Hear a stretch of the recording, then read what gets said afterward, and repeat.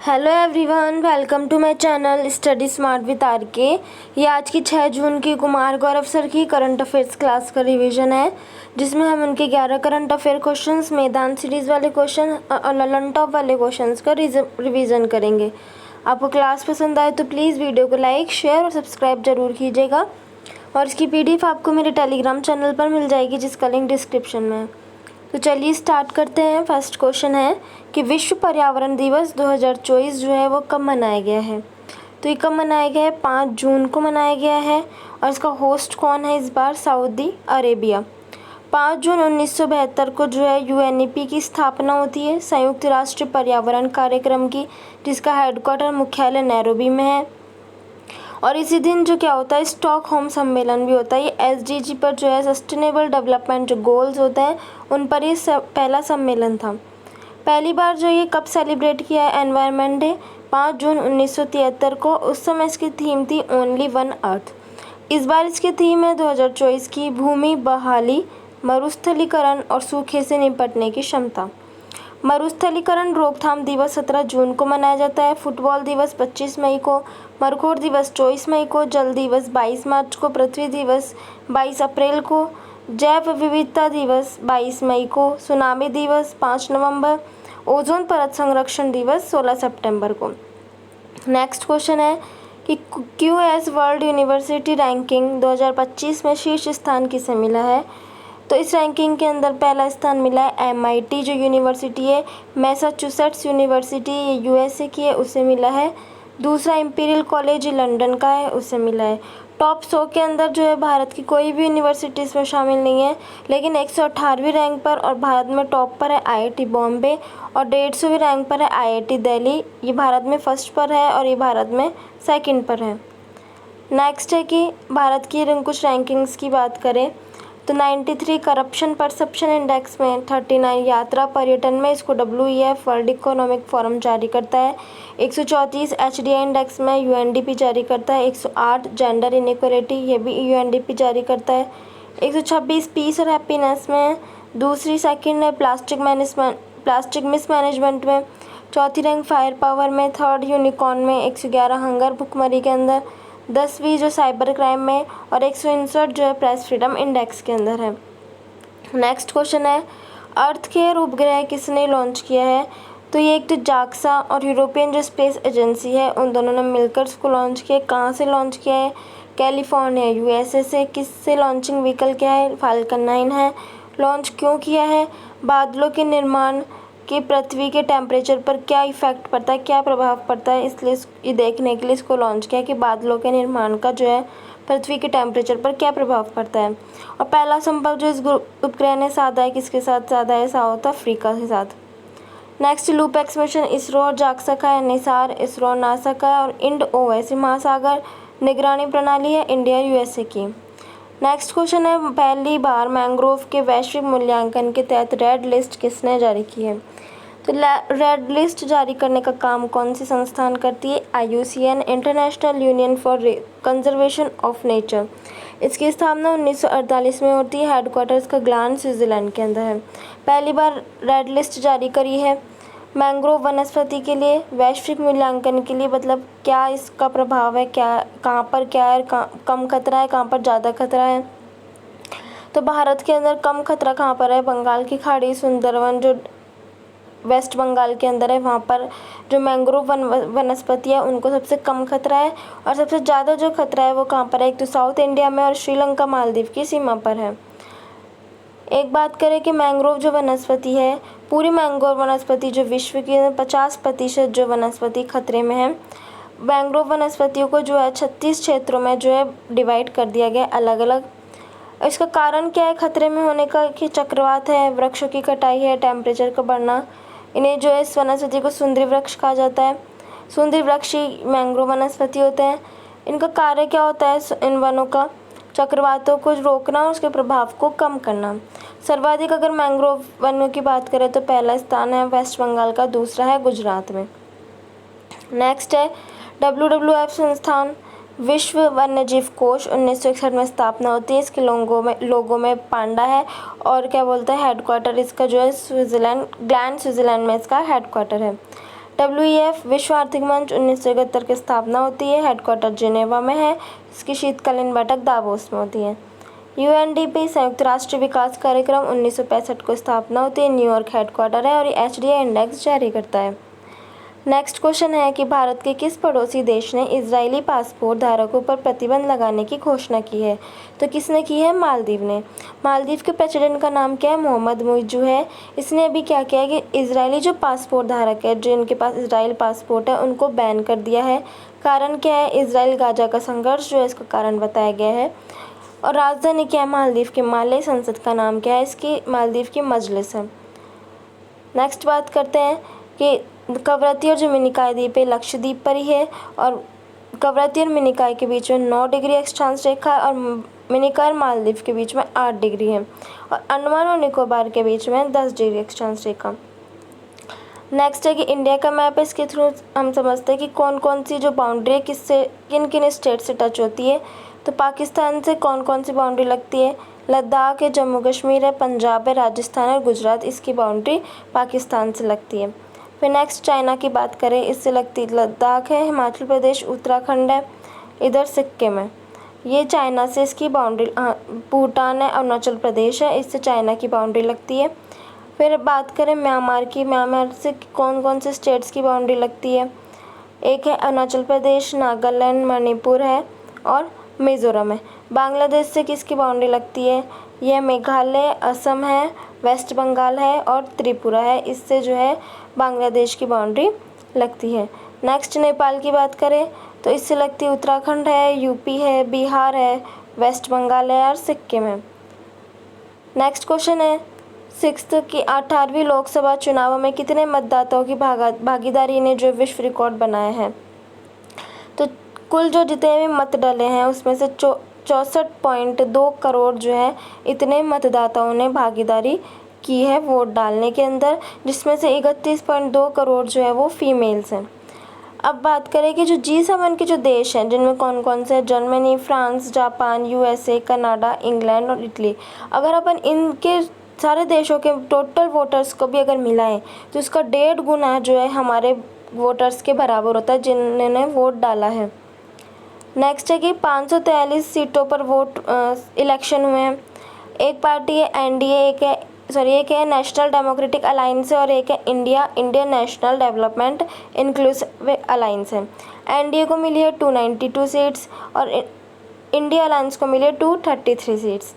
इसके अंदर से BJP की है 240, TDP की है तेलुगु देशम, इसकी 16 सीट्स, किसकी पार्टी? चंद्रबाबू नायडू की है, और एक है जनता दल जो कि नीतीश कुमार की, इनको जो 12 सीट्स मिली है। इसमें 233 सीटों के अंदर सबसे ज़्यादा जो है कांग्रेस को मिली 99 सीट्स और सपा को मिली है 37 सीट्स। पहले जो है इसके अंदर 545 सीट्स थी, लेकिन फिर जो 2 एंग्लो इंडियन वाली सीट्स है उसको 104वें संविधान संशोधन के तहत जो है ख़त्म कर दिया गया था।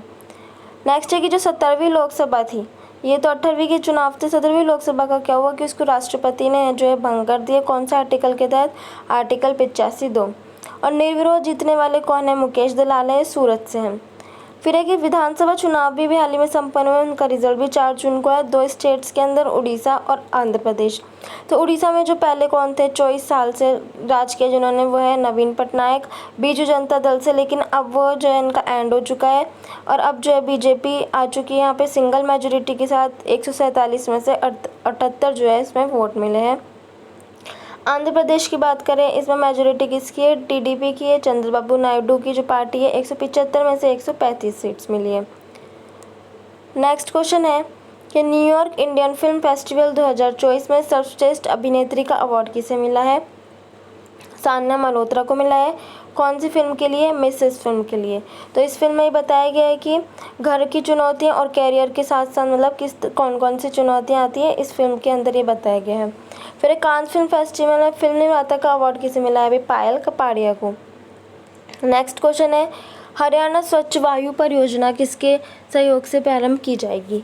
तो ये प्रारंभ की जाएगी वर्ल्ड बैंक इसमें जो है फंडिंग करने वाला है। ये जो परियोजना है हरियाणा में शुरू हुई है। हरियाणा के CM कौन है? नायाब सैनी है। वर्ल्ड बैंक ने इसमें फंडिंग की इतने की 10,000 करोड़ की। इसका उद्देश्य है कि पॉल्यूशन को कम करना। कैसे? इलेक्ट्रिक व्हीकल्स को बढ़ावा देना, वृक्षारोपण करना। अब वर्ल्ड बैंक की बात करें, 1944 से ब्रेटन वुड सम्मेलन से इसकी स्थापना होती है। IMF और वर्ल्ड बैंक दोनों की ही हेडक्वार्टर वाशिंगटन DC में। इसे IBRD भी कहा जाता है। हेड इसके अजय बंगा है। और जो सिंधु जल समझौता होता है 1960 के अंदर भारत पाकिस्तान के बीच में, उसकी मध्यस्थता कराने वाला भी कौन है? वर्ल्ड बैंक है। IMF का हेडक्वार्टर वाशिंगटन DC में है। 119 देश शामिल है और SDR भी इसमें ही है। WTO 1 जनवरी 1995 में स्थापना होती है। जेनेवा हेडक्वार्टर है। नागोजी ओकांजा जो इबेला है इसकी हेड है। नेक्स्ट है, अडानी ग्रुप ने पहली बार किस बैंक के सहयोग से क्रेडिट कार्ड लॉन्च किया है? तो ICICI बैंक के सहयोग से अडानी ग्रुप ने क्रेडिट कार्ड लॉन्च किया है। 2 क्रेडिट कार्ड है, एक तो सिग्नेचर क्रेडिट कार्ड है, एक प्लैटिनम क्रेडिट कार्ड है। सिग्नेचर के लिए कितनी अमाउंट होनी चाहिए? 5,000 जो है वार्षिक राशि होनी चाहिए। प्लैटिनम के लिए कितनी? 750 वार्षिक है। और इन दोनों के लिए अडानी वन ऐप जो है इसको लॉन्च किया गया है, जिसका आप इसमें यूज़ कर सकते हैं, जैसे कि शॉपिंग में, इलेक्ट्रिसिटी बिल्स में और भी बहुत सारी चीज़ों में। नेक्स्ट है कि लक्षद्वीप में जो है ब्रांच खोलने वाला पहला प्राइवेट बैंक कौन सा? HDFC है। और अभी मार्केट कैप हासिल करने वाला पहला बैंक HDFC, दूसरा ICICI और तीसरा SBI बैंक है। नेक्स्ट है, गुडलेप्पा हल्लीकेरा पुरस्कार 2024 के लिए किसे चुना गया है? तो ये कर्नाटक का अवार्ड है, साहित्य में दिया जाता है। किसे चुना है? सिद्धलिंग पतन शेट्टी को, धारवाड़ के साहित्यकार है। शो अवार्ड मिला है अभी श्रीनिवास कुलकर्णी को और साहित्य अकादमी फेलोशिप अवार्ड मिला है अभी रस्किन बॉन्ड को। नेक्स्ट चलते हैं मैदान सीरीज पर। कर्णम मल्लेश्वरी कौन है? ये ओलंपिक में पहली महिला है जिन्होंने मेडल जीता था। वेट लिफ्टिंग के अंदर 2000 सिडनी ओलंपिक के अंदर ब्रॉन्ज मेडल जीता था। फिर है KD जाधव, पहली बार पदक जीतने वाले हैं खिलाड़ी। 1952 के हेलेंस के ओलंपिक में जीता था। कुश्ती इनका गेम था, कांस्य मेडल जीता था। अभिनव बिंद्रा ये पहले गोल्ड जीतने वाला है शूटिंग के अंदर 2008 के बीजिंग ओलंपिक में। PV सिंधु पहली बार सिल्वर मेडल जीता था रियो ओलंपिक के अंदर। बैडमिंटन इनका गेम है। दो मेडल जीतने वाले कौन है? 2 लोग हैं, एक तो सुशील कुमार जो कि अभी जेल में है और एक है PV सिंधु ने जीता रियो ओलंपिक में और एक टोक्यो ओलंपिक के अंदर। वेट लिफ्टिंग में हमारे पास 2 ही मेडल आए, एक तो मीराबाई चानू ने जीता था सिल्वर मेडल टोक्यो ओलंपिक के अंदर और एक कर्णम मल्लेश्वरी ने। भरतनाट्यम की बात करें, इसे जो सादिरट्टम भी कहते हैं। इसके कलाकारों की बात करें, रुक्मणी देवी अरुंडेल है, T बाला सरस्वती है, वैजंतीमाला पद्म सुब्रमण्यम है। संयुक्ता पाणिग्रह और सोनल मानसिंह उड़ीसी डांस के लिए, जावेरी बहन मणिपुरी, शंकर देव का सत्रिया नृत्य, Sitara Devi Kathak, Radha Reddy Kuchipudi. A passion of dance किसकी ऑटोबायोग्राफी? यामिनी कृष्णमूर्ति की है। और कल्याणी अम्मा मोहिनीअट्टम के लिए। फिर राजभाषा की बात करें तो राजभाषा का उल्लेख जो भाग 17 343 से 351 के बीच में आर्टिकल, और संघ की राजभाषा का उल्लेख आर्टिकल 343 में है। इसके लिए जो एक आयोग बनाया गया इसके विकास के लिए वो 344 में है और हिंदी के विकास के लिए 351 में है। ब्लैक पैगोडा कहा जाता है कोणार्क मंदिर को, जो कि उड़ीसा के अंदर है। इसका निर्माण गंग वंश के नरसिम्हा फर्स्ट ने करवाया था। और म्यांमार देश को जो गोल्डन पैगोडा कंट्री कहा जाता है। नेक्स्ट है नीति आयोग जो है इसकी शुरुआत 1 जनवरी 2015 से होती है। पहले से योजना आयोग, इससे पहले ही जो है योजना आयोग था, बाद में नीति आयोग हुआ है। इसकी स्थापना 1950 में होती है। हेड इसके पंडित जवाहरलाल नेहरू थे। PM उपाध्यक्ष थे गुलजारी लाल नंदा। अब नीति आयोग की बात करें, हेड कौन होते हैं? PM होते हैं, उपाध्यक्ष सुमन बेरी। नारी शक्ति वंदन अधिनियम 106वां एक्ट है, 128वां बिल है, पेश करने वाले अर्जुन मेघवाल जी हैं। अब तक 106 जो है एक्ट आ चुके हैं, उनमें से 99 वाला जो है NJC उसको सुप्रीम कोर्ट ने रिजेक्ट कर दिया था। बुद्ध पूर्णिमा बैसाख पूर्णिमा के दिन आता है। इस दिन जो है महात्मा बुद्ध का जन्म, ज्ञान और मोक्ष तीनों की प्राप्ति होती है। कंबाला फेस्टिवल कर्नाटक का है, कीचड़ में भैंसों की दौड़ है। जल्लीकट्टू ये पोंगल में होता है। पोंगल के समय स्टार्ट जो होता है, पोंगल तमिलनाडु के अंदर होता है। भोंगी पोंगल से इसको शुरुआत की जाती है। 4 दिवसीय फेस्टिवल है। फिर नोबेल अवार्ड जो है शांति का पहली बार मिला 1901 में हेनरी डुनाट को। ये रेड क्रॉस के संस्थापक हैं। ओस्लो नॉर्वे में दिया जाता है। होजागिरी फेस्टिवल त्रिपुरा का है। कोकबरोक लैंग्वेज त्रिपुरा की और खार्ची पूजा भी त्रिपुरा की है।